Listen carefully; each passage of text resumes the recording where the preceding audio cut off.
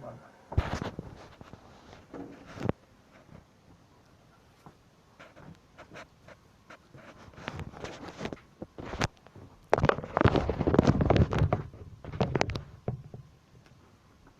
Кажется, плохо оборудование, вот например.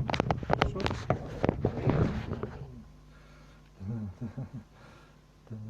Позорно же это, позор. Ну что?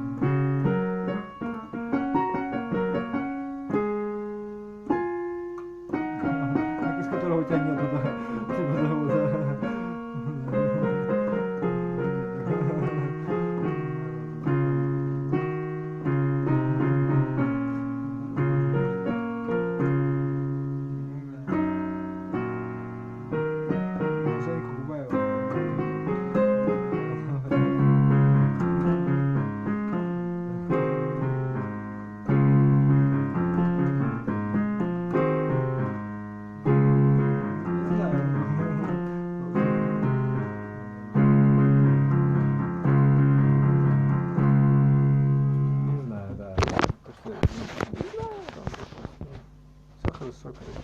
Чай. Чаи замечательные. Можно пить, конечно.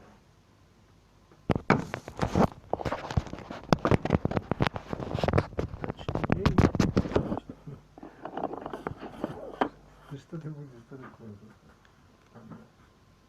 Да.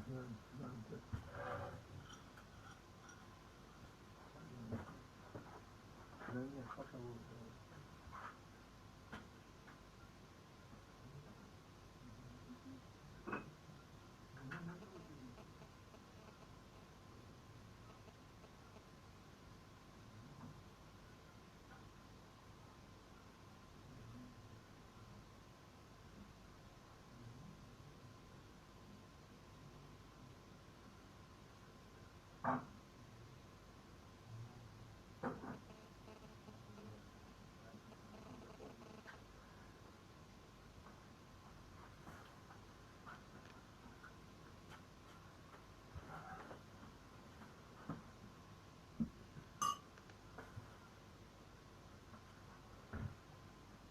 Наверное, что-то, наверное, да. Ужин или сахар, или что? Это другой ответ, наверное.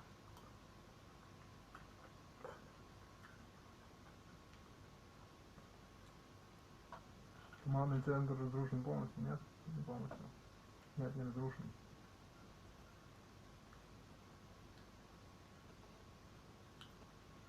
Нет, не центр информации.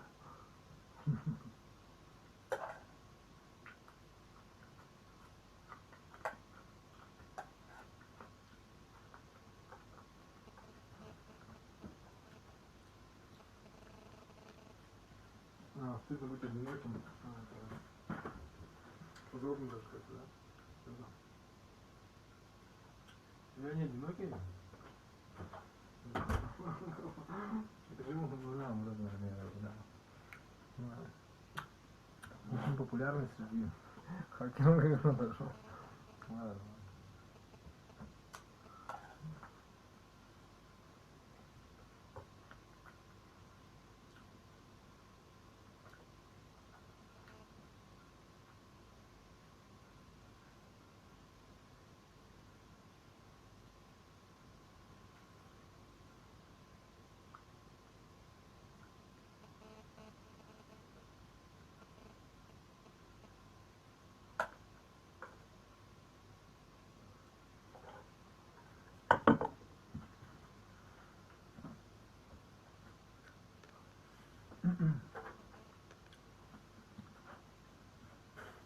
What is the soul? Right.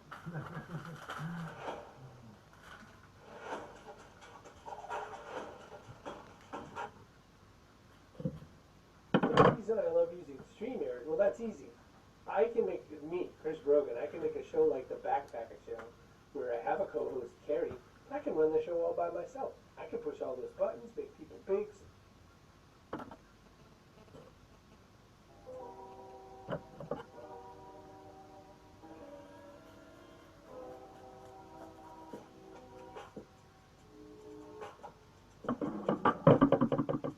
Hello and welcome to Tuesday Newsday, your #1 resource for the entire week's worth of VR news. We've got new headsets, sick haptic and force feedback gloves, insane new motion displays with dynamic field of view. CES has started, and this means that we get to see a sneak peek into the future of VR. I'll be talking about everything relevant to AR/VR that gets announced at the event both this week and next, but we've got other things to cover too, so let's just rapid fire and get right into the news. Medal of Honor has received a few new updates that might change your mind about it a little bit. The most recent update gives the game a realistic scope video setting, which if you've ever played Medal of Honor, the previous scopes would do this weird thing where it takes your entire field of view when you look down them, and it was really weird, but it's fixed now. Scopes can be used like actual scopes. Additionally, there was some minor improvements to performance, but if you're looking for a really good World War II VR experience, Pavlov just got a huge update, and it's really, really good.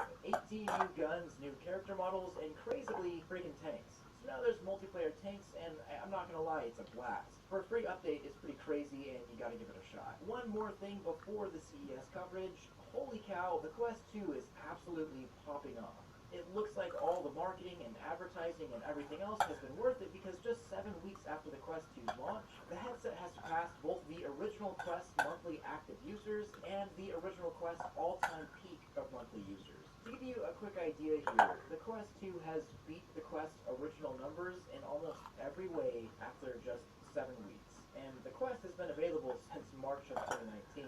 I think that speaks for itself at the moment. I do worry a little that this massive jump in Quest 2 users will overwhelmingly influence the development of VR software in the near future to be biased for the Quest store. It just seems like you can make a lot more money faster on that store at the moment, but we'll have to wait and see. Now, finally, CES coverage. In case you don't know, CES is a giant trade show called the Consumer Electronics Show. Usually the event takes place in Las Vegas, Nevada, and it's where just about every tech-related company shows off their plans and devices for the next year or coming years. And every year I've been watching, I've been able to see AR and VR grow massively at these events. More companies, more innovation, and this year is no different. Unfortunately, one thing that is different is CES is completely digital, which makes sense. So, things that have caught my eye this year, at least so far. I have to start with these gloves. This is the Sense Glove Nova, and it's a dream of mine that one day, maybe soon, we can finally ditch having to use controllers in VR. I mean, just imagine the difference in immersion. If the gloves have force feedback, for example, your fingers would feel resistance of and every year the company shows off their plans and devices for the next year or coming years. And every year I've been watching, I've been able to see AR and VR grow massively at these events. More companies, more innovation, and this year is no different. Unfortunately, one thing that is different is CES is completely digital, which makes sense. So, things that have caught my eye this year, at least so far. I have to start with these gloves. This is the Sense Glove Nova, and it's a dream of mine that one day, maybe soon, we can finally ditch having to use controllers in VR. I mean, just imagine the difference in immersion. If the gloves have force feedback, for example, your fingers would feel resistance of items within the game. A Dutch startup, Sense Glove, has announced a set of VR-tracked gloves that offer haptic feedback and finger tracking, and the most exciting part is, like I said earlier, force feedback. And it does it in a very interesting way. The strings attach the glove on each finger, and it has a friction brake on each string, allowing each brake or finger to provide 20 newtons of force. This allows you to essentially feel different shapes and textures in VR. If you're holding a ball, the glove will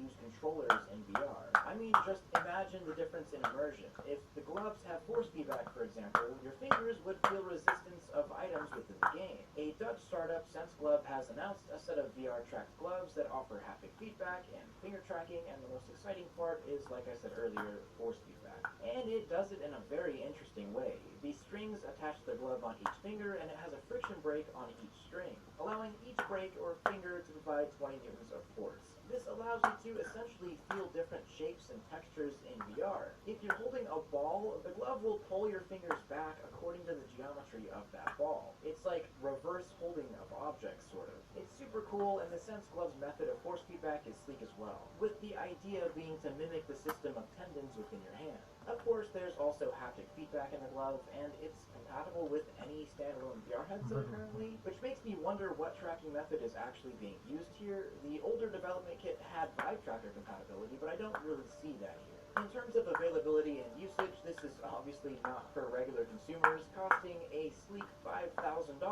it's really made for professionals in a training environment. And even though that price sounds like a lot, the gloves provide one of the cheapest, most versatile options, leading to an active partnership with companies like Volkswagen. Now let's be real, this doesn't cost $5,000 to manufacture, so we may see something like this trickle down in the future. Either way, very cool. I always like talking about glove stuff here. Next up in the CES coverage is an extremely cool new kind of display for VR and mixed reality. One of the hardest things to do right now in mixed reality pass-through setting is accurately capture the lighting of the pass-through and, of course, depth. Well, a company called C-Real has announced 2 prototype headsets that use something called a light field display. Now, how it exactly works is decently complicated, but the end result is a display that provides a light-accurate pass-through image, but more importantly, it allows for true-to-life depth to be seen in 3D, mimicking the actual eye.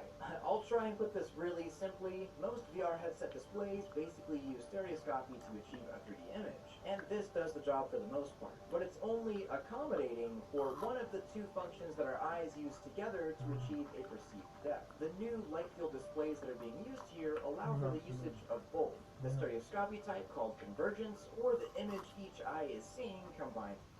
But it's only accommodating for one of the 2 functions that our eyes use together to achieve a perceived depth. The new light field displays that are being used here allow for the usage of both, the stereoscopy type called convergence, or the image each eye is seeing combined together, and the second piece of the puzzle being accommodation, which is the change of focus in each eye independently. Normally, these 2 work together and gives reality its distinct 3-dimensional look, but achieving that look in a headset is significantly harder. You could go down the route of the expensive varifocal displays that Oculus uses in their half-dome prototype, or you could use something like light field displays. Right now, field of view, resolution, and tracking methods are pretty interesting. The C-Real headset uses a central light field display that is only 1000 by 1000 and only covers 30 degrees, and a more typical 1600 by 1400 display behind it. But you can see here in this through the lens video what kind of effect it has, and it's pretty insane.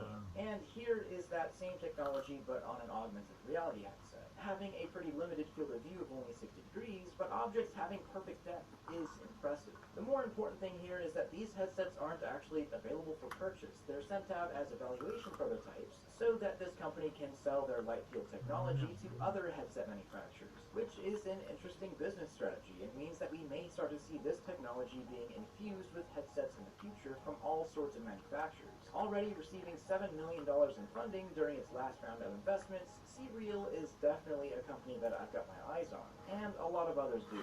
Last year at CES, one of the coolest looking VR devices came in the form of Panasonic VR glasses.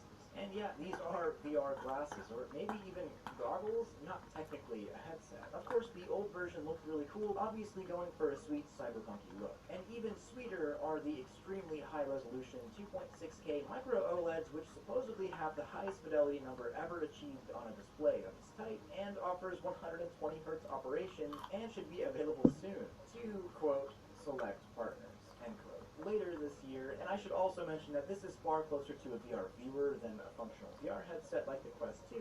Considering the display technology, form factor, and everything else, they look really sweet. Nolo, the company that makes a 6-stop tracking method that actually a lot of VR headsets use, especially some cheaper Chinese VR headsets, has announced that they're making their own standalone VR headset with an interesting name, being called, right now at least, the 6-stop inside-out all-in-one VR headset. Maybe that's not a final name, but it definitely is descriptive, I suppose. The headset specs aren't quite out yet, but it is going to be using Nolo's ultrasonic tracking for the controllers alongside camera slant tracking like what is used for most other headsets. Honestly, I'm all down for whatever competition any company can throw at Facebook and Quest 2, because right now, they have 100% market dominance, and that makes me very uncomfortable. This year at CES, we're seeing lots of smart glass AR technology, like the Vuzix smart glasses, which look sweet, but they're closer to a Google Glass, that being a heads-up display that just shows you things with your vision, rather than full-up augmented reality glasses that use spatial tracking. An exception to this is the Lenovo Think Reality A3 that I really want to get my hands on and try using for productivity applications. And here's what I mean by that. One of the marketing bits Lenovo mentions here is being able to use 5 displays at the same time, which sounds ridiculously cool. Imagine in the future just having to throw on a set of glasses and have unlimited displays and display size wherever you want in your room, or, of course, this is still pretty limited at only 1080p displays, and we don't know the price yet, but devices like this are something that I'm extremely interested in. One thing I think of right off the bat is using this with a laptop while traveling, if you remember traveling.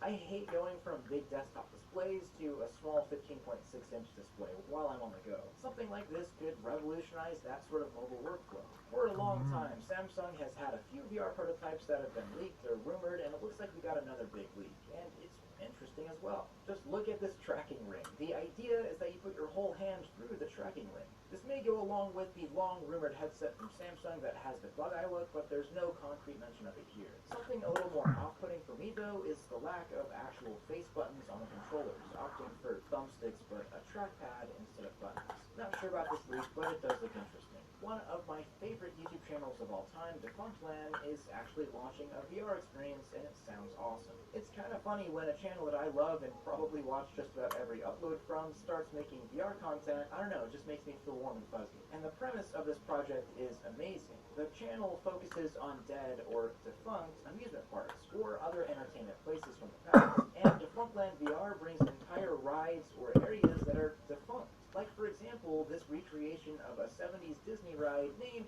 20,000 Leagues Under the Sea, with almost every detail meticulously recreated virtually, and you get to actually ride the ride. A free alpha is available, and it's really cool. I urge you to check it out. But now it's time for question of the week from Ivan Morris. Do you think Oculus will remove the stupid Facebook requirement from the Quest 2? And, it doesn't look like it. John Carmack recently completely shot that idea down, saying, quote, Facebook login isn't going away. Given the climate, I don't expect people to believe it, but Facebook is extremely serious about its privacy, end quote. So, there's John Carmack himself saying no. If you've been hoping for it, it's just not going to happen anytime soon, unfortunately. Make sure to leave your own questions below. I may just answer yours next. I will be streaming on Twitch today after this video, so stop on by and say what's up. Also, the Quest 2 giveaway will be happening soon on my Discord, which you still have time for. All you have to do is leave a comment on this video answering why you love VR, and screenshot it and post that screenshot to the Quest 2 giveaway channel in my Discord. I do want to thank all of my Patreon supporters, especially my Omegas like Benji, Biz, Caution Vomits, BCJ79, Devin Fab, Fur Trap, Fusion Oak, HCT Random, AR, Mayopsu Entertainment, Matt Rock Guy, Tom, Very Evil Shadow, Zolmir, and I'm Not. I couldn't do any of this without you. Don't forget to like this video if you loved it, subscribe if you want more of this, and hit that freaking bell if you just can't live without it. Much love, Grill out.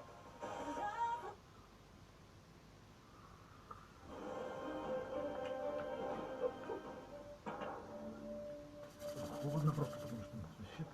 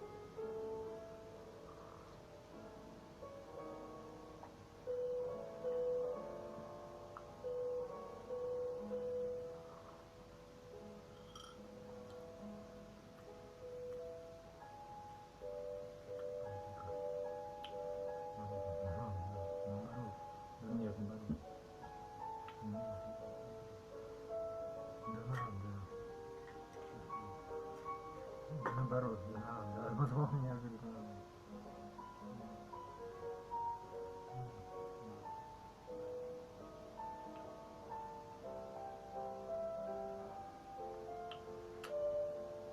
не стал играть.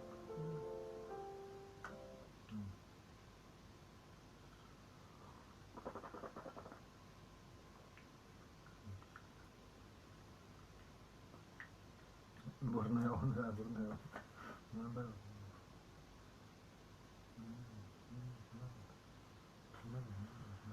Звонил этот.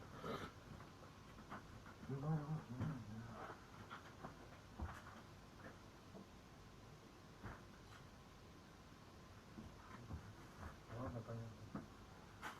Понятно.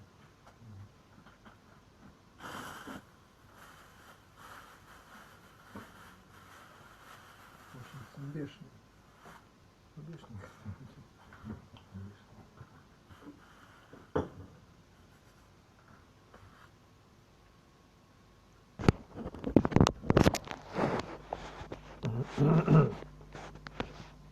Который час?